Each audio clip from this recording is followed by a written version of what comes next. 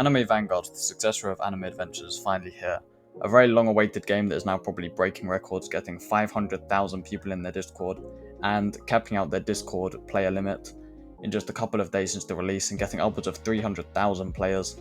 I thought now that it's been out for a good week and I've basically completed Anime Vanguards to the best of my ability, I can now give my thoughts and give a fair comparison on the two games, Anime Vanguards and Anime Adventures. Now, for this video, of course I'm not going to take into account the fact that Anime Adventures is deleted and you can't play it. I'm also not going to cover pointless factors such as music, as I did in my last comparison video, as music is subjective and I cannot come to a calculated and non-biased decision if I'm judging music. Not to mention, Anime Vanguards used a lot of the same music as Anime Adventures. Also, Anime Vanguards has an insane player base and Anime Adventures is literally deleted, so it has 0 players, so not many fans. So people may get mad when I talk about Anime Vanguards in a bad way in any of my points. Please remember that this is a new game, so there's much room for improvement, and this is just my opinion to try and push the game in a positive direction. And without further ado, let's begin the comparison. I want to start off on a positive note for Anime Vanguards and talk about one of the positive changes they made to the game, and that is the pay-to-win factors of both games. Now, Anime Adventures was a game that was quite notorious for being pay-to-win. They were 100% just trying to get the bag, and I kind of respect that, but one of Anime Vanguard's main selling points was trying to recreate Anime Adventures, but make it more friendly to free-to-play players. And for the most part, they did a pretty good job with this. I think they could have done it in a bit better of a way, but I'll go over this more in another point. But Anime Vanguard still kept fundamental Robux advantages for players such as VIP and battle passes, and even being able to buy trait rerolls and gems. Although there is actually ways to get trait rerolls without having to spend Robux, which in Anime Adventures you couldn't really do this. It was almost impossible, and it was exclusively locked behind a paywall. You would get your yearly 1 trait reroll, and if you didn't get something good, then too bad. But trait rerolls is the only thing that I can really mention under the pay-to-win section, as both games pretty much offer the same pay-to-win features. But obviously this point goes to Anime Vanguards, no questions about it. The visuals for the game is something that shouldn't be much of a debate, but I'll go over my thoughts anyway, as that is the point of this video. Anime Adventures is the best game visually that I've ever seen on Roblox. When I loaded the game up for the first time in 2022, I was shocked. I'd put hundreds of hours into All-Star Tower Defense, so I was trying hard to hate on Anime Adventures back when it released so I didn't have to switch games. I was just coping, but the game looked alone way better than All-Star Tower Defense, so I knew it was going to be bad for All-Star Tower Defense, so I was going to end up switching. And there's been many games similar to Anime Adventures that have tried to copy a similar style of game to fill the void that's left, such as Anime Last Stand, Anime Royale, and many other games that were like really short-lived, so I'm not going to mention all of them, but these games have never reached the level of Anime Adventures when it comes to visuals. Now, I think Anime Vanguard is definitely the closest to looking as good as Anime Adventures.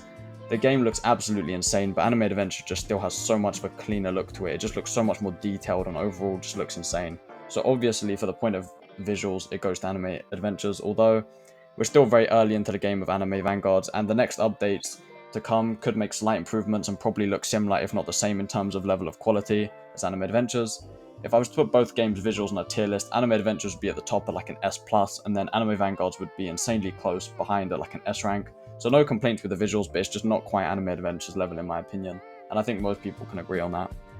Now, for the originality of the two games, and obviously Anime Adventures is the more original game as it's the inspiration for Anime Vanguards, but there's a bit more to talk about under this point. Anime Adventures obviously was not the first big Anime Tower Defense game, it was the second coming after All-Star Tower Defense, which was a great game and a great competition until it fell off. And one advantage Anime Adventures always had over All-Star Tower Defense, which ended up with it having a lot more players by the time it got deleted, is the fact that they improved upon All-Star Tower Defense's quality significantly.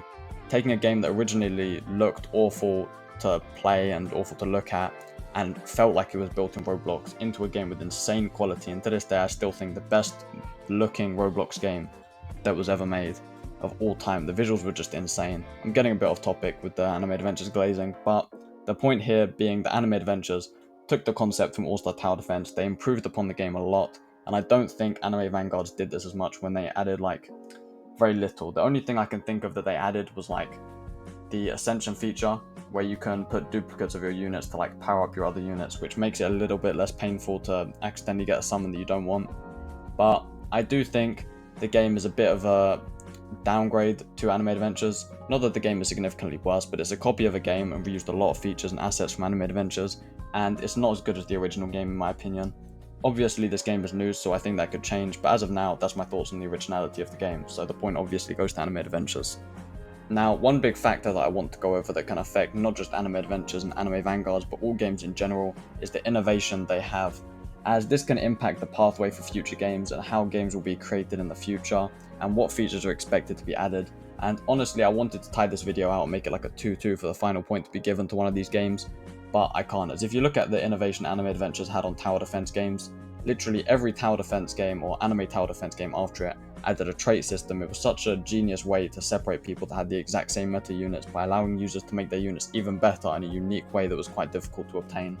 And the way Anime Adventures handled the secret units and stars you could open for cosmetics, and the events they held, which were insane, and portals, the infinite features, and Anime Adventures was created out of a tower defense game that was shortly after adopted by every other newly created game in the field.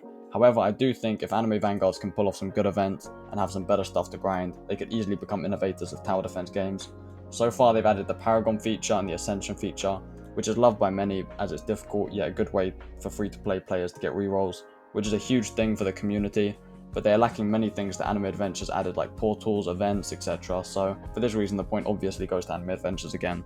The last factor I want to go over is the progression of Anime Vanguards and Anime Adventures, and this is more of a rant than a point, as I think Anime Vanguards has done a terrible job with certain things in the game when it comes to progression. Anime Adventures was a big contender for All-Star Tower Defense when it first came out, as it provided an innovative and a less easy playthrough. It was actually difficult and hard to complete in certain areas, which is quite a nice thing to have in a game, because most games try and like baby you, they try and make it really easy. Anime Adventure said, nah, none of that, you're gonna struggle. And things like the legend stages, evolving certain units, it went together really well, and it was actually quite difficult. Things like the portals and obtaining secret units, and I think Anime Vanguards, as much as it's supposed to be almost a reborn version of Anime Adventures, I think it fails to capture the difficulty of the original game, which is one of the main reasons it was played so much and loved by so many people. First off, the trait reroll system in Anime Vanguards, you get one token that can reroll a unit, and on average, getting a mythical trait is 1% chance. The codes and Paragon make it insanely easy to get trait rerolls. I have 3 mythic traits on 2 of my mythic units and 1 of my secret units, and I have spent nothing on the game. And not that spending no money to obtain good stuff is a bad thing, but it was just too easy. I don't think I've struggled much, I don't think I've failed much. Most people, when you click on their profile, you can see matches played and matches won, and very rarely if they lost many games, maybe like 10 out of like 300. It's really, really easy to do a lot of stuff. Like, if you're willing to throw away a very, very large amount of your time to get the secret unit, there's not really much difficulty to Legend Stage 3. It's just the fact that it's a 0.75% chance and takes a good 5 to 6 minutes to complete each one. There's people I know that have 400 tries on this stage and still didn't get the secret just because of bad luck. And if you do the maths, 1 in 133.3 tries will give you the secret unit. When you run that through your head, to get one singular unit, you have to complete an easy level 133 times. And that's if you just have average luck. If you're like my friend who gets bad luck, 380 tries to get him. And I don't think I died a single time while I was on Paragon. I just played with a team in the Discord. I just had to keep leaving and rejoining because someone in that team would leave, and I kept on having to find new people, so there was no difficulty to it. It just took hours and it was tedious. Anime Vanguard's levels seem to be more tedious and time consuming rather than difficult, which is my main issue with the game. And when you factor in codes that it gives, loads of free summons, loads of free trait rerolls, it's pretty much impossible to be a noob that needs to progress like in Anime Adventures. I had friends that were level 30 in Anime Adventures that still couldn't get a single mythic, and were playing through the whole game with just legendary units. I do think having a game that's like quite unfair and difficult, it also could have been improved upon slightly, but I think Anime Vanguards is just so easy. And Anime Vanguards is like really time consuming and tedious, which makes you think it's difficult, but it's not. It's just effort. It's just tedious, long, painful grinding. Anime Adventures was actually difficult. I actually had to like think about where I was going to play stuff. I had to bring certain stuff. Anime Vanguards, I have not struggled one single time since I've started the game, and I've spent no money on the game. I have VIP that was gifted to me, and that gives me no benefits. It just means I can summon a bit better, and I didn't even get that until I was way past having my first couple of mythics. So the game is just too easy, and that's like my biggest problem with the game. The next thing that Anime Vanguards does wrong in my opinion is letting people use macros, and not just letting people, but pretty much encouraging users to use macros to play the game. And I don't think it really needs to be explained why this is a bad thing for the game, but I will anyway. First off, people aren't actually required to play the game because, like I said, it's not difficult. Right now, as I speak in this YouTube video and as I'm creating this YouTube video, my phone is currently doing a legend stage as we're speaking. getting XP with my already completed battle pass just for XP to get a higher level and get the start essence things to evolve units for the next update. And I'm making a YouTube video putting no effort into the game, which means a majority of the 300,000 people on Anime Vanguards are probably AFK right now or asleep, or they're playing a different game while their macro takes care of the game for them, meaning their player count is probably extremely inflated and would probably not be as high as it is if it wasn't for people using macros to play the game. Not to mention, it puts people on mobile or people that aren't able to leave their PC running a macro overnight an unfair advantage. And you're probably thinking, you just said you're using a macro on your phone, but it's unfair to mobile users. It is very difficult to get a macro on mobile for a lot of people, as there's not many softwares that do it. I had to use an auto clicker and do something extremely complicated with the auto clicker. And most of the time, a PC user just gets a software like Tiny Task and does it in a couple of minutes.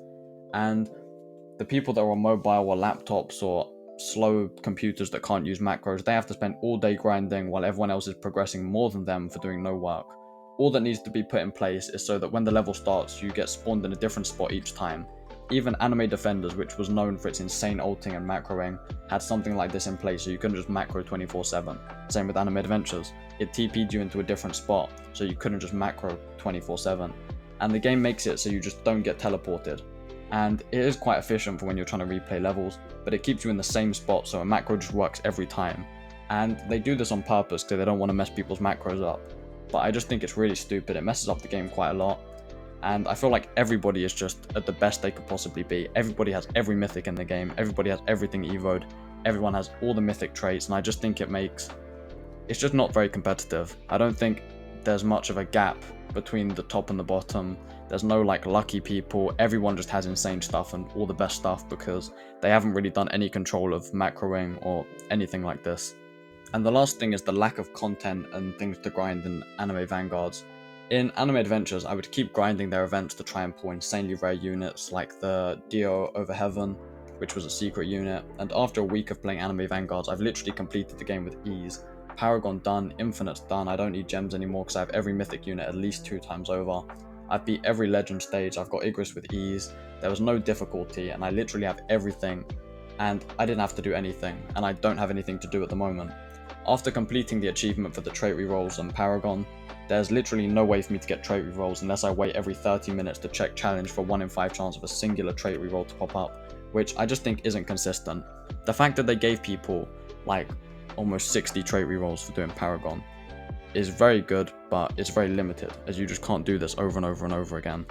It's a one-time thing, and then once you've used them, you can't use them ever again, so it's kind of pointless, and I think they should have made it a harder thing to do, a more grindy thing to do, and something you can actually progress and keep doing in the future to get more and more of them when you've hit the top and you've got nothing else to do. Now, with the big yap session about Anime Vanguards out the way, people are going to say that I'm glazing Anime Adventures or hating on Anime Vanguards, and you're partially right, but I actually really like Anime Vanguards. I just hope for more of a challenge, more content to be found in the game, and to kind of replicate the difficulty and experience of Anime Adventures a bit better. And all of this video's points are just made in a criticizing way, made for improvement, not to hate, as like I said, I'm literally playing the game as we speak. Well, not playing the game, the macro's playing the game, but you know what I mean.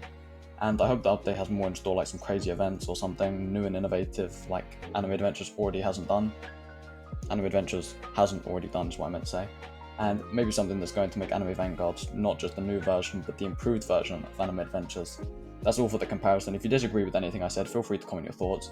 I'll try and reply to any actual valid arguments to my points. Thank you for watching, please consider subscribing, and goodbye.